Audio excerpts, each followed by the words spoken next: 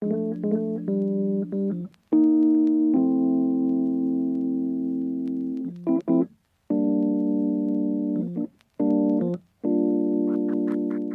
I believe everything that I do is student-centered.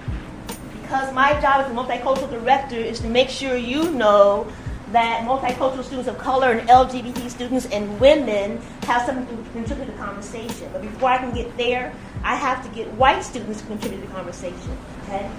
Let's start with race. A real honest conversation about race at Muhlenberg College. Okay? On this campus, do you believe that minority populations of color are treated special because of their identity? And I'm asking this question to white students. Special is better or special is different? Different. Special is different. They're different. And why would you say that? Treated differently. I mean, at Caring College, right? Mm-hmm. You walk down Academic Row, and students, say hi to the non-white kids that you do that, but they feel like they should. Like it's a nice thing to do. Because it's so few in here? Or? Right. So you feel like, it's like a. I want everyone around me to know that I'm cool with the other, ethnic identities, other racial identities on campus. Mm-hmm. It's not even high most of the time. It's like, yo, so, boom. That's how we all talk.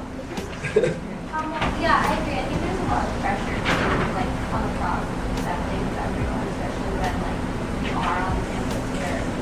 I mean, I think on a more day-to-day basis, I think the biggest problem is, and from hearing the responses that you guys had about how white kids feel like they might have to say hi to students of color in order to feel like they fit in.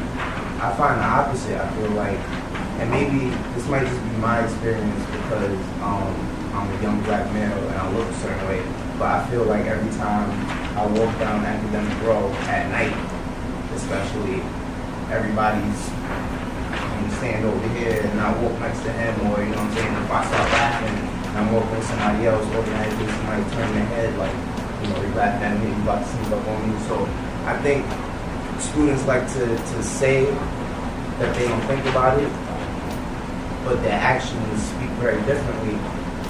But because the majority population is stuck on, we're not thinking about it, the minority population is seeing it in the actions that are happening every day, and it's basically like a gap in the way we understand each other, because we see this every day, and a lot of students don't see this at all, and they ask, why are we talking about this? It's not an issue, but this is something that we see every day, we constantly do. So, I guess I have a different outlook on that. Can I actually bring it larger to a larger scale? Mm-hmm. So I think the bigger question is, why can't we talk about religion on campus in a critical way? I think a lot of it has to do with the way we talk about religion, or the words that we use. Mm-hmm. We end up often falling back on "I feel," Mm-hmm. and you can't argue with that. Mm-hmm. And that's not really up for discussion when we talk about "I feel." It's something personal. I can't say anything to you if you say that. And so I think it's something that we guard with that kind of personal emotion that makes it hard to have a constructive conversation. So you're saying taking out the emotion and putting more in the rational and just laying out the facts of what we can face, that kind of thing? Well, whether it be facts or the politics of religion, anything like that, as opposed to this is just how I was raised. I mean, people just have different experiences. I mean, even within the same religion. You could talk to probably 5 Catholics and they'd all tell you completely different things. So it's just a matter of getting to know people so that they're people and not subjects. Exactly. Can you be a black person tomorrow? Could you step in my shoes and know what it's like to be a black person? You can't. You can't. But you might be able to understand my experiences if we were willing to have an honest conversation. I don't know what it's like to be a white male. So share with me your experiences so I can understand where you're coming from, and then we have a connection because we're willing to do that. But we're asking maybe perhaps to understand the differences and maybe appreciate how they broaden our experiences. But I want to ask LGBT students who are willing to sort of self-identify, what do they think are some of the main issues around LGBT identities that are hindering their experience here at Muhlenberg? I think that the main issues that students face on campus that make it hard to be out on campus is a function of what makes it hard to be out everywhere else. You're still dealing with constant identity management, depending on where you are and who you're with, if you're in class, who the professor is, what you're going to say, if you're with your group of friends, if you're with a bunch of straight people, because you do feel and act differently.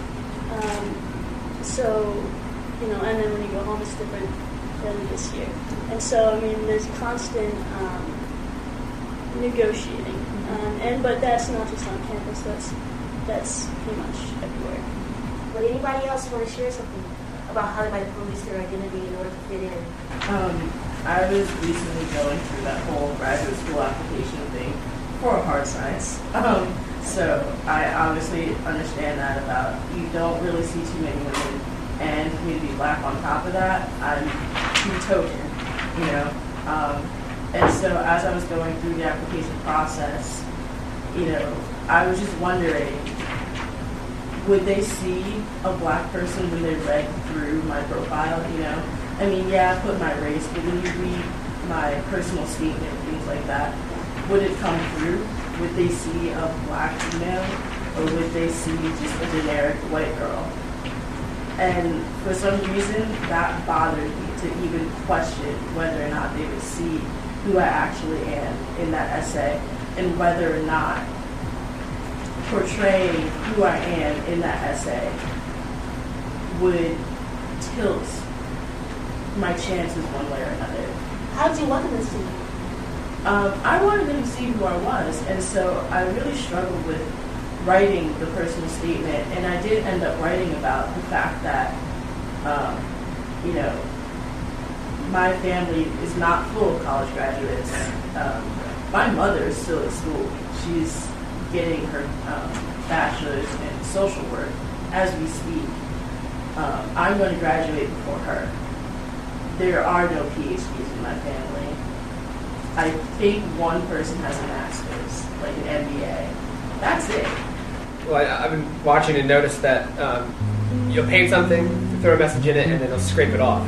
It's like you're putting layers on, layer on layer on layer, taking away layers to show what you were before, and then but you still get the remnants of what you have on top of those layers.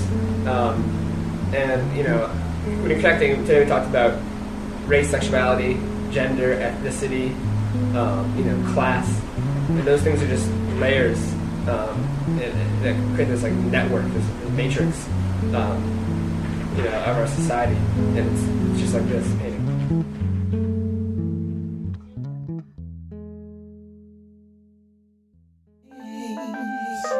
Urban Artistik, I am stuck in it. I am glad to be part of this art. It's inside me, so glad that I see the beat what beats my heart.